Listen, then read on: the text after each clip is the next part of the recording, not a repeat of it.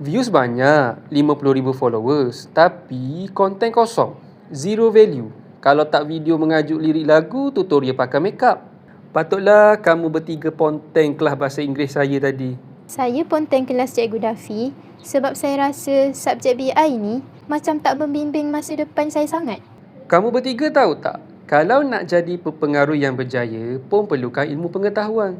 Saya cabar kamu, buat satu video konten di TikTok, tapi kali ni kamu kena gunakan bakat masing-masing untuk ajar satu topik bahasa Inggeris yang kamu ponteng tadi. Past tense versus present tense. Guna gaya dan kreativiti kamu, tapi fakta pastikan betul. Kalau video tu cecah 10,000 tontonan dalam masa 48 jam, saya padang kes ponteng kamu bertiga. Sekiranya kamu gagal, surat amaran disiplin akan diberikan kepada ibu bapa masing-masing.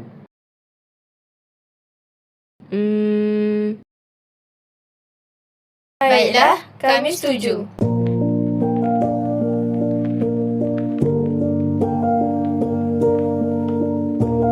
Every day I eat. Yesterday I ate. Cut.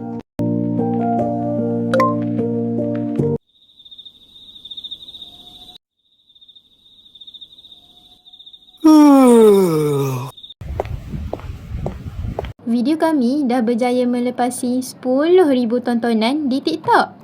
Malah, video kami menjadi trend terkini yang itulah. Kami dapat banyak likes, lebih daripada sebelum ini. Impresif. Tapi, kamu sendiri faham tak apa yang nak disampaikan dalam video tu? Faham? Kali ni, kami betul-betul faham nota bahasa Inggeris yang Cikgu Dafi bagi dalam kelas selama ini. Terima kasih Cikgu Dafi. Profil ni macam Macam kenal orangnya. Hah? Cikgu Dafi?